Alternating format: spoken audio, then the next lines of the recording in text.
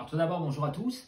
Je vais donc vous présenter à travers cette conférence des séances d'entraînement plus spécifiques à la perte de gras et à ce que les sportifs appellent s'affûter. Mais avant de rentrer dans les détails, je vais tordre le cou à une idée reçue qui consiste à penser qu'avec la transpiration, eh bien, on perd du gras. Non.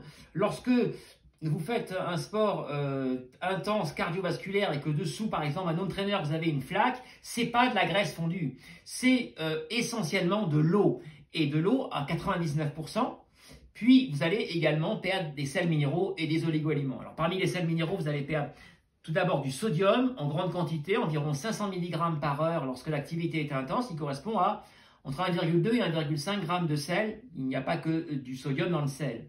Ensuite, vous allez perdre également du potassium, environ 300 à 400 mg, et du magnésium, environ 30 à 40 mg. Ça, c'est la partie des sels minéraux.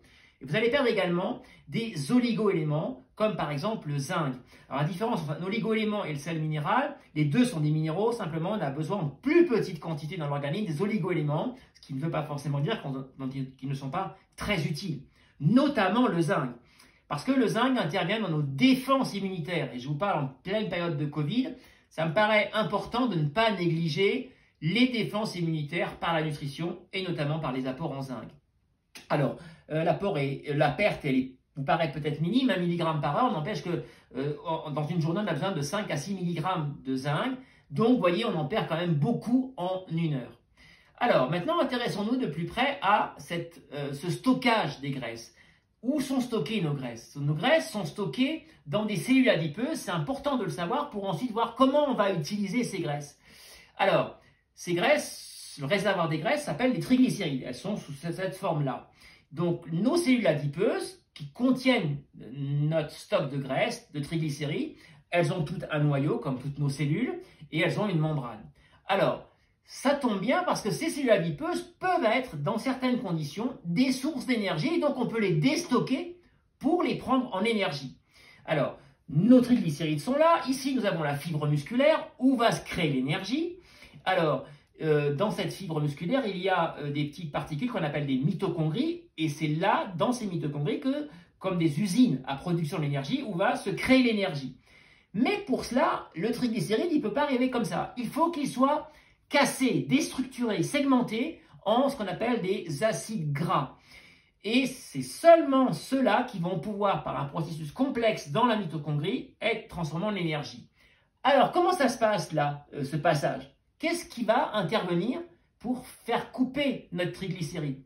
Eh bien, tout simplement, une enzyme qu'on appelle la lipase. Cette enzyme va donc avoir comme mission de segmenter le triglycéride pour le mettre sous forme d'acides gras qui va pouvoir être transformé en énergie. Alors, ce qui est très important à retenir, c'est que pour que cette enzyme soit boostée, efficace, tonique, eh bien, elle a besoin d'un très fort apport hormonal, et on va voir pourquoi c'est intéressant dans le cadre de la structure même et du contenu de nos séances spécifiques à la perte de gras. Et elle a besoin notamment, cette enzyme, de la noradrénaline et de l'adrénaline. Voilà, c'est avec tout cela qu'on va pouvoir transformer notre réserve de graisse en réserve d'énergie et exploiter comme telle. Alors maintenant, en pratique, qu'est-ce que cela va donner? Eh bien, une des premières séances, ça va être la base de vos séances d'entraînement liées à la perte de gras. Toutes vos séances, c'est un effort de longue durée, minimum 2 heures. Alors on va voir que ça peut être réduit si c'est à jeun, et en tous les cas avec un effort très peu intense. Pourquoi? Eh bien, une explication. Lorsque vous faites un effort, il y a différents niveaux d'intensité, notamment, on va dire, calibrés par 2 seuils. Le seuil 1 qui est le début de la dette d'oxygène, 70-75% de la fréquence cardiaque maximale, et le seuil 2, où là on a une très forte dette d'oxygène, avec une forte accumulation des déchets, l'organisme ne pouvant plus les synthétiser, les récupérer pour les évacuer. Là, au seuil 2, on peut tenir environ 45 minutes, au seuil 1, on peut tenir plusieurs heures. Maintenant, au niveau des carburants utilisés en fonction de ces niveaux d'intensité, eh bien, en dessous du seuil 1, l'organisme va prioritairement choisir les graisses comme source de carburant. Entre le seuil 1 et le seuil 2, il va utiliser à la fois les graisses et à la fois les glucides. Alors, les glucides, c'est soit ceux qui sont déjà stockés dans nos fibres musculaires qu'on appelle le glycogène, soit eh bien, les sucres qui vont être apportés par la nutrition, donc les glucides qui vont circuler dans le sang. Et au niveau du seuil 2, par contre, là, on est exclusivement sur une consommation de glucides. Alors, vous voyez, j'ai mis deux zones dans la consommation des graisses avec une zone plus foncée. Et le point de départ de cette zone, c'est le seuil de lipolyse. Une donnée très importante puisque c'est ce seuil-là qui est celui qui correspond à une optimisation de l'utilisation de vos graisses. Alors, il est autour de 65% de la fréquence cardiaque maximale environ.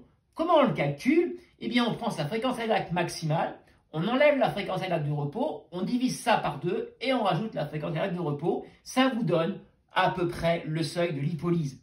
Alors, un exemple, ici, un athlète qui a 180 de pulsation FC max, 50 au repos, eh bien, sa lipolyse est de 115. Son seuil 1, il est de 135. Ça veut dire que l'optimisation de son réservoir de graisse en énergie va se faire entre une intensité de sortie longue entre 115 et 135 de pulse. Voilà un peu pour comprendre le schéma et l'importance de rester en dessous pour être sur le plus d'utilisation de graisse possible. Alors un autre schéma là qui va vous montrer cela, cette fois-ci avec la VO2 max. Je rappelle que la VO2 max, c'est le volume d'oxygène maximum que vous pouvez capter par unité de temps, donc par minute par exemple. En général, on peut le tenir pendant 4-5 minutes maximum. Alors, vous voyez ici, au repos, voilà, ou en temps de sommeil, eh bien, énormément de lipides consommés, un tout petit peu de sucre circulant dans le sang, de glucose, et on est évidemment sur une dépense énergétique très faible. Le 44% de VO2 max, donc encore une intensité vraiment très modérée. On voit que, évidemment, la quantité de calories, elle augmente, mais pour autant, essentiellement, pour la moitié, ça reste des lipides. Ensuite, 57%, ici, on est sur la zone optimisée selon les travaux de Van Loon. Voilà, c'est à cette zone-là où on consomme, vous voyez, le plus de lipides. Quand on voit les bâtons bleus, c'est là où c'est la meilleure consommation. Et ensuite, eh bien, on va augmenter progressivement. Et déjà à 72% de la VO2 max, vous voyez que la part de lipides, elle commence fortement à baisser. Et par contre, celle des sucres, à la fois du glucose qui circule dans le sang ou du glycogène, eh bien, elle augmente énormément. Et plus on va avancer, plus ça va se réduire à peau de chagrin. Voilà. Alors, deuxième axe maintenant dans vos séances, c'est de penser à l'activité hormonale. J'en parlais tout à l'heure. Et ça va passer comment? Eh bien, ça va passer par des sprints explosifs très courts. En effet, les sprints explosifs vont booster toute l'activité hormonale et notamment le système nerveux autonome qui commande l'activité hormonale à deux branches, une branche calmante et une branche boostante. Et ces sprints explosifs vont dynamiser la branche boostante du système nerveux autonome et donc favoriser l'activité hormonale. Et donc cette forte présence d'hormones va pouvoir permettre de dynamiser la fameuse enzyme qui va couper nos triglycérides pour les transformer en énergie. Tout à fait important de placer dans vos sorties longues, par exemple toutes les 2-3 minutes, un sprint très court, très explosif. On n'y pense pas souvent et on le redit très peu. On le dit très peu, pardon. Voilà, et le troisième axe, c'est la sortie à jeun. Alors, l'avantage de la sortie à jeun, c'est que quand vous êtes à jeun, eh bien, il y a peu de sucre présent dans le sang. Donc, qu'est-ce qui va se passer? L'organisme, n'ayant pas la possibilité de prendre des sucres, va très vite aller chercher des graisses. Parce que j'ouvre une parenthèse, l'organisme, quand il a à disposition des graisses ou des sucres, il va d'abord prendre les sucres parce que c'est beaucoup plus facile pour lui exploiter en énergie. Il n'y a pas une forte activité enzymatique nécessaire et on a besoin de moins d'oxygène. Par conséquent, eh bien, il va à l'économie et il prend les sucres et il va un peu laisser de côté les graisses. Si on est à jeun, avec peu de sucre circulant dans le sang, eh bien, il va aller spontanément chercher des graisses. Alors, quand je parle d'à jeun, c'est un dernier repas 8 heures avant. Et si possible, ce repas ne sera pas non plus trop chargé en sucre avec un index glycémique relativement modéré. Parce que si vous prenez, par exemple, un dernier repas avec des sucres, avec un index glycémique modéré, donc avec une énergie progressive et diffuse qui va mettre du temps à arriver dans le sang, et bien vous risquez d'avoir des glucides qui vont circuler dans le sang au moment de votre séance. Pas terrible. Donc on limite l'apport en sucre 8 heures avant. Ensuite, on va penser à prendre un grand verre d'eau avant la séance riche en électrolytes, donc en sels minéraux, parce qu'on va en perdre beaucoup.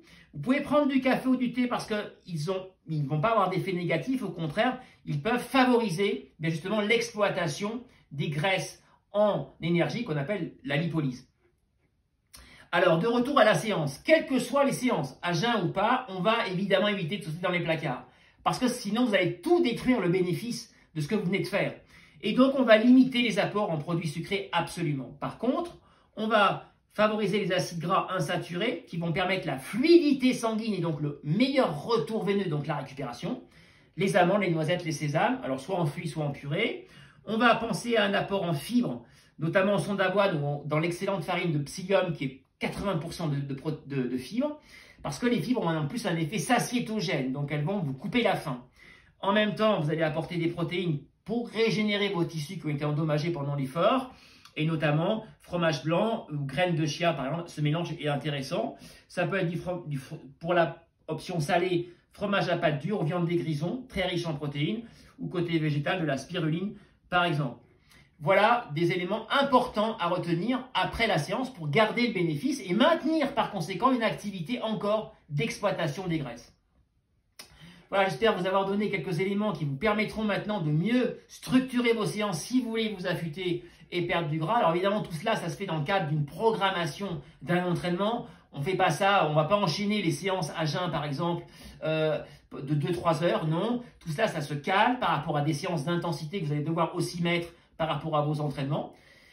Bref, je vous ai donné quelques éléments. Maintenant, il faudra approfondir un peu. Alors, je rappelle que je suis également coach au niveau du trail ou des ultra longues distances, en vous donnant des conseils à distance exclusivement, des conseils individualisés. Je crée également des produits énergétiques adaptés spécifiquement aux efforts d'endurance, mais aussi pour l'énergie pour toute la famille. Voilà mon site et voilà la chaîne YouTube où vous retrouverez cette conférence. Je rappelle aussi que mes conférences sont sur l'Instagram TV. Et donc à très bientôt pour une prochaine conférence. Merci.